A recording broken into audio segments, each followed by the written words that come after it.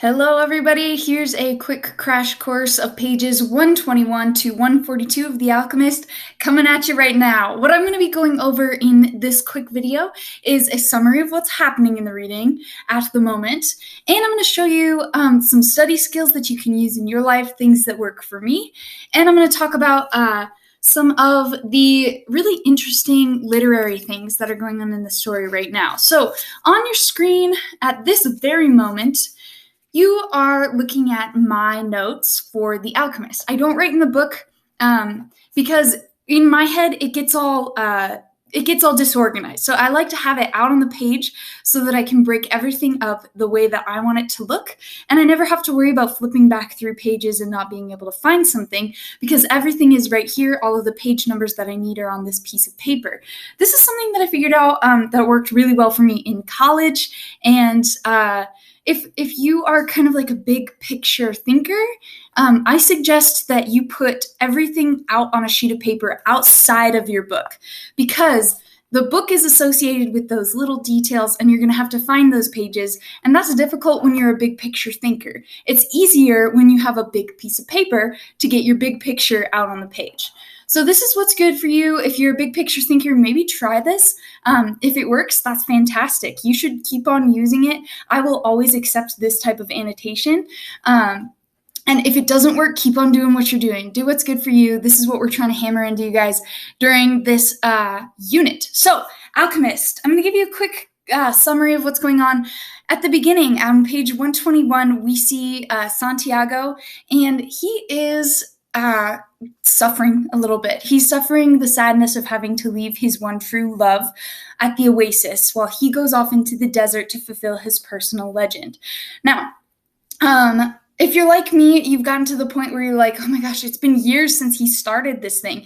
The personal legend, he hasn't been able to fulfill his personal legend. It's been forever. He keeps getting stuck in these places along the way. That's what I thought the first time I read it. And then I read it again. And the second time I read it, I saw, well, it's just like Mrs. Litzoff said in her video the other day in part 3. This is life. Like, we don't just go in one straight line. We don't just travel through time. We actually stop in certain places, and instead of going forward, we stay there, we build ourselves up, we learn new skills, we become better. And so it's okay in life if you start to stop at these points to build yourself up and become a better person in certain places, and then continue to move forward. That's what I learned from this part of the story. I'm going to get to the rest of the summary. So he leaves Fatima to go fulfill his personal legend, and Fatima lets him go. She says, I don't want to keep you from fulfilling your personal legend. This is what you have to do. Go. And we know that from Coelho's writing, this is the definition of true love. And so we see these lovely moments between the two of them. And then Santiago leaves into the desert with the alchemist.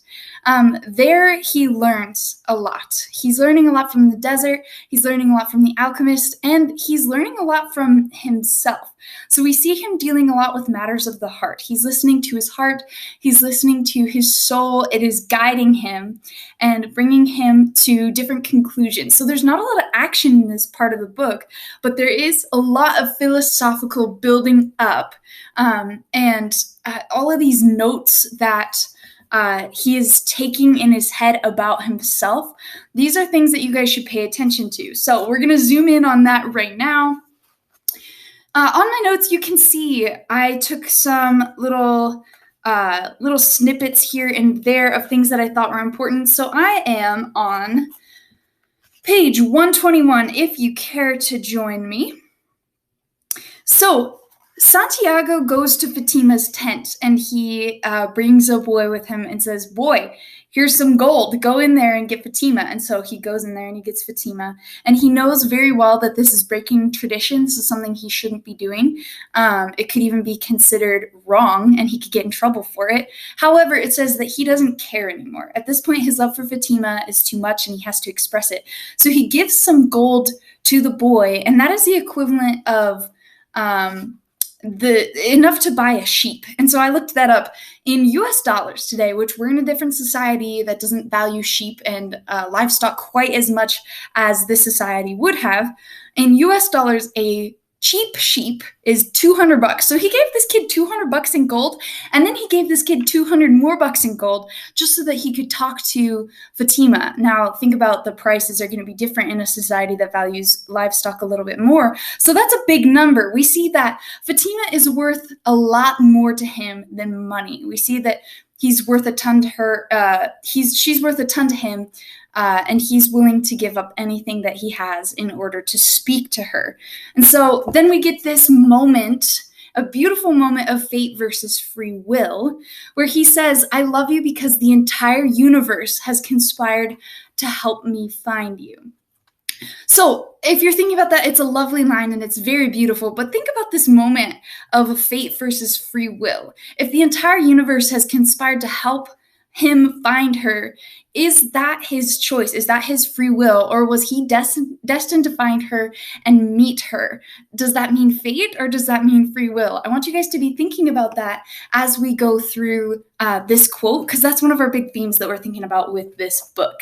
Is it fate? Is it free will? You guys think about that and decide for yourselves. So you can see at the bottom of my notes, I like to pull out these concepts that I know I'm going to see. And then when I find it along the way in the reading, or when I go back into the reading to take my notes, I can put those page numbers on there. So these are three things that I wanted to take a look at: the personal legend, the soul of the world, and controlled luck. So in the first note that I took under personal legend, that is on page 125. So I'm going to skip forward to that, and you guys can join me there as well. On page 125, a little bit of a ways down the page, we see the alchemist talking about people and how everybody has a personal legend, and how some people want the treasure at the end of their personal legend, but they don't want to go on the journey. It's like somebody who wants the dream job but doesn't want to do the work, who wants the benefits but does not want to put in the effort to get those benefits. That's kind of what they're talking about here, and that helps us define the personal legend and look at what it actually is. He says they were looking only for gold. They were seeking the treasure of their personal legend without wanting actually to live out the personal legend.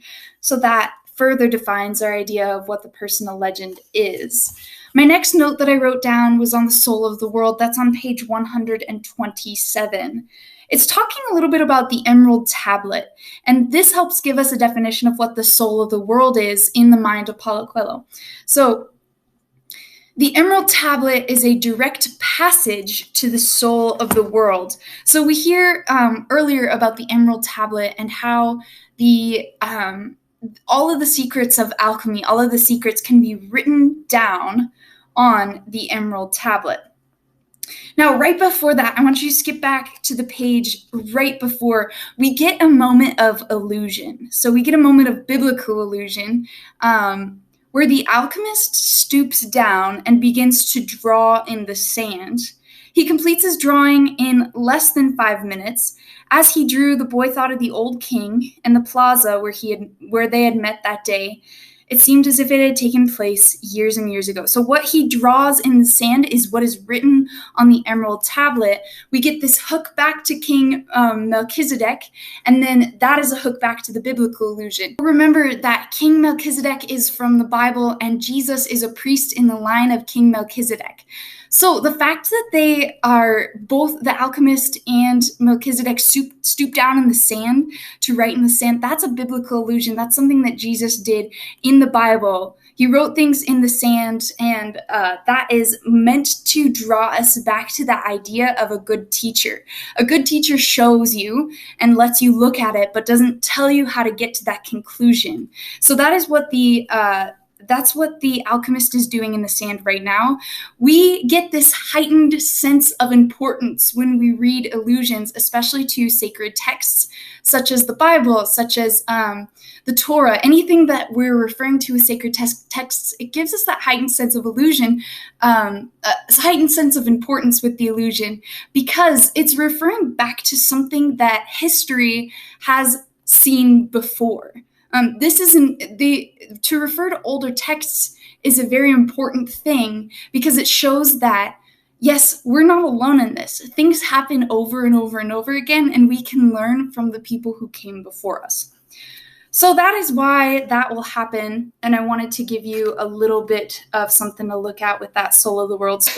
My last thing that I would like to include in this video is controlled luck. So we have this idea of beginner's luck that we start out with. And this theme comes up again and again, and he keeps on having this beginner's luck where the world is conspiring to help him get to his personal legend. Now we hit up against this point where the alchemist starts to say, oh, about that beginner's luck, guess what? You're not a beginner anymore. Now you have to work for it. Because it's going to get really hard when you, as the victor, the person coming out on the other end of your struggle, you're going to be tested. So this kind of tells us in the journey towards our personal legend, in the journey towards what we want, we're not always going to have beginner's luck. And eventually it's going to get hard, and we have to push through that because we're going to run up against that fear of failure, and we're going to give up on our personal legend when we see that something is getting hard. The personal legend, we find out, is it's not promised that it's going to be easy or perfect. It's promised that there's going to be a struggle at the end there. So we see this on page 132, where the alchemist is saying, every search begins with beginner's luck, and every search ends with the victors being severely tested. So that could be a little bit of foreshadowing if you think about that.